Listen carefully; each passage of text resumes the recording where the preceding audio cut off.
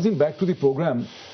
वक्फे से पहले तो नाज़रीन हम बात कर रहे थे फेडरल बोर्ड ऑफ रेवेन्यू और करप्शन के हवाले से हुकूमत का क्या लाहे अमल हो सकता है, जबकि वज़ीर आज़म यूसुफ रज़ा गिलानी साहब ने 10 नुकाती एजेंडा जो है नवाज शरीफ साहब का, उस पर अमल दरामद करने का फैसला किया। लेकिन जैसा कि नाज़रीन आपने देखा होगा, एक वक्फे के दरमियान में जो ब्रेकिंग न्यूज़ आई है वो ये है कि सुप्रीम कोर्ट के जस्टिस जावेद इकबाल साहब के वालिद साहब जो हैं लाहौर में कैवली ग्राउंड में जो रहते थे, वहाँ एक डकैती के दरमियान उनके घर में जब डाकू आए, मुज़ाहमत के दरमियान उन्हें कत्ल कर दिया गया है और उनकी वालदा जस्टिस जावेद इकबाल की वालदा जो हैं शदीद जख्मी हैं। यहाँ मैं ये ज़रूर आपको बताऊँगा नाज़रीन कि लाहौर में कैवलरी ग्राउंड जो लाहौर कैंट का हिस्सा है, लाहौर कैंट में है, जिसको एक इंतहाई महफूज इलाका समझा जाता है, वहाँ ये वारदात हुई है और उनके वालिद साहब एक रिटायर्ड इंस्पेक्टर जनरल पुलिस थे। यानी कि ये वो लोग हैं जिनके बारे में आप ये तसव्वुर कर सकते हैं, ये वो शहरी हैं, ये वो हिस्सा है पाकिस्तानी पॉपुलेशन का जिसे एक तहफ़्फ़ुज़ हासिल होगा। अगर इन्हें भी तहफ़्फ़ुज़ हासिल नहीं है लाहौर में, चूंकि मेरे साथ इस वक्त ख्वाजा साहब हैं, ख्वाजा साद रफ़ीक साहब लाहौर से मुझे ज्वाइन करें। ख्वाजा साहब, आप लाहौर में मौजूद हैं, लाहौर के हदूद अरबा से, जोग्राफिया से आप वाकिफ़ हैं, कैवलरी ग्राउंड की भी हैयत से आप वाकिफ़ हैं, जहाँ पे ना सिर्फ पुलिस का पहरा होता है बल्कि आर्मी का भी पहरा होता है। इस सूरत हाल को कैसे देखते हैं आप? ये कैवलरी ग्राउंड जो है ये मेरी कॉन्स्टिट्यूंसी भी है और ये आपने दुरुस्त कहा है कि यहाँ पे जो ये कैवलरी ग्राउंड का इलाका है ये बड़ा पुरअमन इलाका समझा जाता है। यहाँ जीएसएफ के जवान भी ड्यूटी देते हैं, पुलिस के लोग भी हैं, यहीं सलमान तसीर मरहूम का घर भी करीब है, वहाँ भी काफ़ी सिक्योरिटी जो है वो मौजूद रहती है। बड़ी एक अंदोहनाक वारदात है। मैं समझता हूँ डॉक्टर साहब, लाकानूनियत बढ़ गई है और जो भूख और गुर्बत है इसने भी जराइम की शरह में जो है वो बहुत ज़्यादा इजाफा किया है। और जो भूखे लोग हैं वो उनमें से सब तो नहीं लेकिन बाज़ लोग जो हैं वो जराइम करने पर उतर आए हैं और ये जो डकैती की वारदातों में इजाफा इसका तो बराह रास्त ताल्लुक गुर्बत के साथ है। और ये बहरहाल इस कत्ल की और इस वारदात की जितने भी मजम्मत की जाए कम है और अभी इसकी तफसीलात सामने नहीं आई हैं। कुछ देर में इस प्रोग्राम के बाद इसकी डिटेल्स लेंगे, लेकिन इसकी मजम्मत की जानी चाहिए और इसके ज़िम्मेदारान को पकड़ने के लिए जो है वो डेफिनेटली लाहौर पुलिस जो है वो मुतहर्रिक होगी और अपना रोल प्ले करेगी। वो रिटायर्ड डीआईजी भी थे और सुप्रीम कोर्ट के एक सीनियर जज के वालिद हैं, तो डेफिनेटली उनकी अपनी सिक्योरिटी भी वहाँ घर पे मौजूद होगी। इसका भी पता करना होगा कि उनके सिक्योरिटी गार्ड वहाँ थे नहीं थे, अगर नहीं थे तो क्यों नहीं थे, तो अभी पूरी डिटेल आनी बाकी है। ख्वाजा साहब, हम हर वाक़े के बाद पाकिस्तान में हम कह देते हैं कि इसकी मजम्मत करनी चाहिए या हम इसकी मजम्मत करते हैं। कातलों की, डाकुओं की, चोरों की मजम्मत करने से, ये दहशतगर्दों की मजम्मत करने से भला हमें क्या हासिल होगा?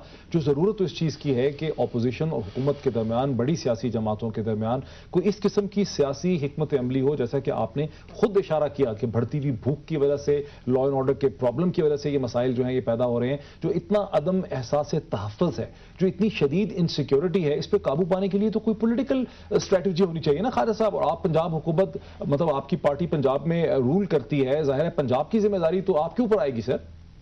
नहीं, आप ठीक कह रहे हैं, इस जिम्मेदारी से ना पहलू तय की जा सकती है और ना ये कहा जा सकता है कि ये जिम्मेदारी जो है ये आयद नहीं होती है, और ये तो बहरहाल अपनी जगह मौजूद है। लेकिन अभी इसकी तफसीलात आनी बाकी है। मुझे तो अभी ये भी मालूम नहीं है कि वो रहाइशगाह पे उनकी ये वाक़या हुआ या वो कहीं गाड़ी में जा रहे थे, अभी कुछ तफसील पता नहीं है। इसी प्रोग्राम में आपके तवसत से मालूम पड़ा है, तो ज़रा तफसील सामने आ जाए, फिर इस पर ज़्यादा बेहतर अंदाज में कमेंट किया जा सकता है। अच्छा, मेरे साथ है गोंदल साहब। सर देखें, जैसे ख्वाजा साहब ने कहा है, बड़ा अफसोसनाक वाक़या हुआ है और मजम्मत करना वैसे इतना लाइट नहीं होता, ये बड़ा ज़रूरी होता है कि लोगों को थोड़ा सा एक मैसेज आता है। लेकिन जैसे ख्वाजा साहब ने भूख और गुर्बत की बात की है, लेकिन जब आपके मुल्क की लॉ इन्फोर्सिंग एजेंसीज मस्जिदों के हवाले से पैरा दे रही हैं, खानकाहों का पैरा दे रही हैं, और जो लॉ इन्फोर्सिंग एजेंसीज के अफसरान हैं उनकी सिक्योरिटी पे मामूर हैं, तो जब आपके मुल्क की इस वक्त इंसर्जेंसी के हवाले से यहाँ तक है, तो क्या ख्याल है कि ये लॉ इन्फोर्सिंग एजेंसी क्या क्या करेंगी और हमसे क्या क्या तवक्को करेंगे?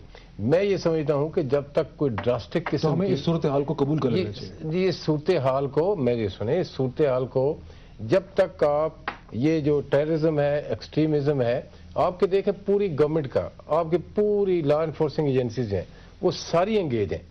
अब देखो, जब इस लेवल की आप एंगेजमेंट है उनकी, और एक मस्जिद पे 10 सिपाहियों को खड़ा करना पड़ता है, एक खानकाह पे पता नहीं कितनी आपको फोर्स तैनात करनी पड़े। जब इस किस्म की सिचुएशन हो तो यकीनन इस सिचुएशन का फ़ायदा उठाते हुए जो इस किस्म के डाकू टाइप लोग हैं वो यकीनन फ़ायदा उठाते हैं, और ये بالکل افسوسناک پہلو ہے اور میں سمجھتا ہوں کہ یہ سر آپ ایک ٹیکنوکریٹ رہے ہیں, ایک بہت بڑے ادارے کے آپ سربراہ رہے ہیں.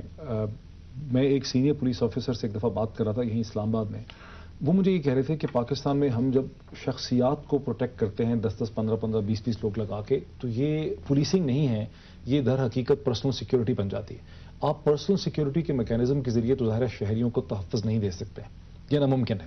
ٹھیک ہے, آپ نے گورنر سلمان تاثیر کے کیس میں بھی دیکھ لیا. اس کا مطلب ہے کہ سیکیورٹی کا فارمولا وہ ہونا چاہیے جو مغربی دنیا میں ہے, جہاں شہر اور مملکت کو بحیثیت پورے کو یا شہروں کو محفوظ بنایا جاتا ہے, شہر کے شہر محفوظ بنائے جاتے ہیں. آپ مجھ سے ایگری کریں گے کہ پولیسنگ کا پورا جو ہمارا سلسلہ ہے, جو سیکیورٹی مینجمنٹ کا پورا سلسلہ ہے, جس قسم کے چیلنجز ہمیں درکار ہیں, یہ اس سے مقابلہ کرنے کے لیے بالکل ناکافی. بالکل. دیکھیے ڈاکٹر صاحب, بات یہ ہے کہ there is a huge I would say paradigm shift in the entire scenario.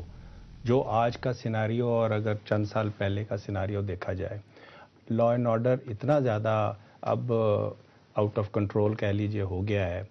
اب اس کو ٹیکل کرنا اور ڈیل کرنا, اس میں ایک باقاعدہ strategy has to be in place, اور آپ اس کے لیے سوچیں گے. پھر اس کے بعد آپ یہ دیکھیے کہ what are those role models. For instance مختلف ممالک میں مختلف موقعوں پہ اس طرح کی انسرجنسیز اور یہ چیزیں جو ہیں وہ ہوتی بھی رہی ہیں. اب انہوں نے کس طریقے سے, اب ایک طرف تو آپ نمبرز کی بات بھی کر سکتے ہیں کہ بھئی جب ایک زمانہ تھا تو ہمیں ضرورت اتنی نہیں ہوتی تھی, لہٰذا ہم نے اس کے مطابق ایک پولیس فورس یا رینجرز کی فورس یا جو بھی سیکیورٹی فورسز ہم نے تعین کی ہوئی تھی.